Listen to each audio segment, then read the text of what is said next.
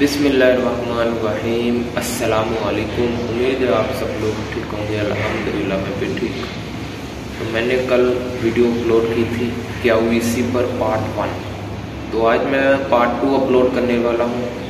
तो इस वीडियो में मैं आपको बताऊँगा अगर आप KYC में फेल हो जाते हैं तो फिर वीज़ा कैंसिल होता है या फिर दोबारा मेडिकल होता है या कुछ भी होता है। तो इस वीडियो में हम आपको यही इन्फॉर्मेशन देंगे और इससे आने वाली अगली वीडियो में हम आपको बताएंगे कि अगर आप फिंगरप्रिंट से रह जाते हैं या आइज टेस्ट से रह जाते हैं या ब्लड टेस्ट से रह जाते हैं या फिजिकल टेस्ट से रह जाते हैं तो फिर क्या होता है।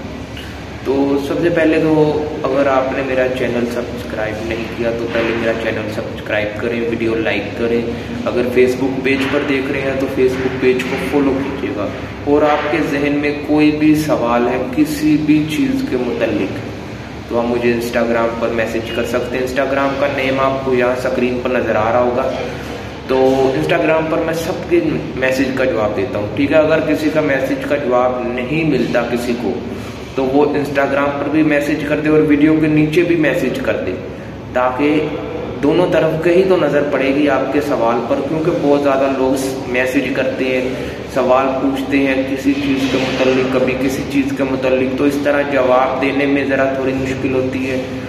तो इसीलिए अगर आप वीडियो के नीचे भी कमेंट करें और इंस्टाग्राम पर भी कमेंट करें तो दोनों में से एक जगह तो देखूँगा और पक्का आपका जवाब मैसेज का आपको मिल जाएगा। तो शुरू करते हैं। तो आज का हमारा टॉपिक है कि अगर KYC में फेल हो जाए तो क्या होता है। KYC में 3 चांस होते हैं, 3 चांस। तो अगर आप पहली बार KYC में फिंगरप्रिंट या किसी भी चीज़ से रह जाते हैं तो वो दोबारा आपको KYC की डेट और टाइमिंग देंगे, फ़ोन करके देंगे, जो फ़ोन नंबर आपने दिया होगा। तो आपने वो फ़ोन नंबर अपना बंद नहीं रखना, क्योंकि वो दोबारा कॉल नहीं करते, वो सिर्फ एक बार आपको कॉल करेंगे। अगर आप उठाएं ना उठाएं उनको कोई मन लेना देना नहीं है, आपको सिर्फ एक बार उन्होंने कॉल करनी है और फ़ोन के आपने नज़दीक रहना है, ज़्यादा दूर नहीं जाना। मेरे साथ ऐसा हुआ है कि मैंने कॉल नहीं उठाई थी और दोबारा उन्होंने कॉल की भी नहीं। तो इस तरह मैं आपको ये भी बताऊँगा कि मैं किस चीज़ से 3 बार फेल हो गया, ठीक है ना। पहले भी एक वीडियो में बता दिया है, इस बार नहीं अगली वीडियो में बताऊंगा और उनका हल भी बताऊंगा कि आप उस चीज़ से कैसे निकल सकते हैं। तो 3 चांस होते हैं, 3 चांस में से अगर आप तीनों बार फेल हो जाते हैं तो आपका KYC जो नंबर होता है, वीज़ा नंबर, वो रिजेक्ट हो जाएगा, वीज़ा नहीं निकलेगा। तो इस तरह आप जब भी KYC मेडिकल करवाने से पहले एक बार अपना किसी भी अच्छे अस्पताल से चेकअप ज़रूर करवाएं, ताकि अगर आपको कोई बीमारी या कोई भी मैदे की गर्मी, जिगर की गर्मी और ब्लड में कोई बीमारी है तो वो आपको पता लगे, आप इलाज कराएं और फिर KYC अपॉइंटमेंट लें। अगर आप ऐसे ही अपॉइंटमेंट लें और ऐसे ही KYC में जाएं तो तीनों चांस आपके गए, फिर आपको कतर, आप 6 महीने के लिए कतर नहीं आ सकते। तो 6 महीने से पहले ना ही आपको कोई वीज़ा कंपनी देगी और ना ही वीज़ा KYC में जाएगा अपॉइंटमेंट के लिए। तो यही है इस वीडियो में कि आपने अगर तीनों चांस फेल कर दिए तो फिर आपका कतर आना मुश्किल है 6 महीने से पहले। 6 महीने के बाद आप फिर KYC, फिर वीज़ा अप्लाई कर सकते हैं उसी नंबर पर। मसलन दोबारा वीज़ा लेने की ज़रूरत नहीं है, वही नंबर आप कंपनी को भेजेंगे, रिक्वेस्ट करेंगे कि हम अब मेडिकली फिट हैं, हमें दोबारा वीज़ा चाहिए।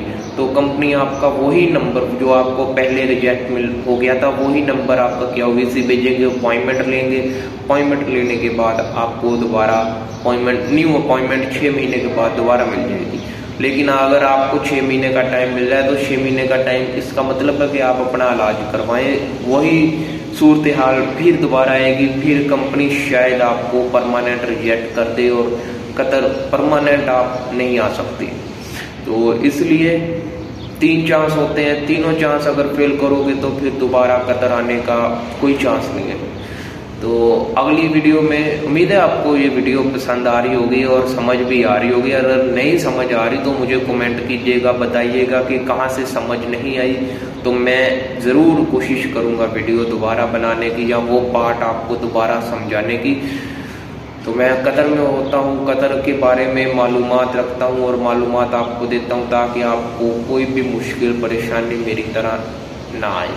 क्योंकि जब कोई पहली बार परदेश आता है तो बहुत ज़्यादा मुश्किल भी होती है, बहुत ज़्यादा परेशानी भी होती है। क्योंकि अगर आप यहाँ किसी को जानते नहीं हैं, पहचानते नहीं हैं, तो आपको ज़्यादा होगी। अगर आपका दोस्त है यहाँ तो फिर समझ लें आपको कोई परेशानी नहीं है। तो अगली वीडियो में मैं बताऊंगा कि फिंगरप्रिंट से रह जाना, आइज टेस्ट, ब्लड टेस्ट, या आप अपनी कोई प्रॉब्लम बताना चाहते हैं तो बता दें, कमेंट कर दें, मैं वो वीडियो में ऐड कर दूंगा आपका सवाल। तो मिलते हैं नेक्स्ट वीडियो में। अल्लाह हाफिज़।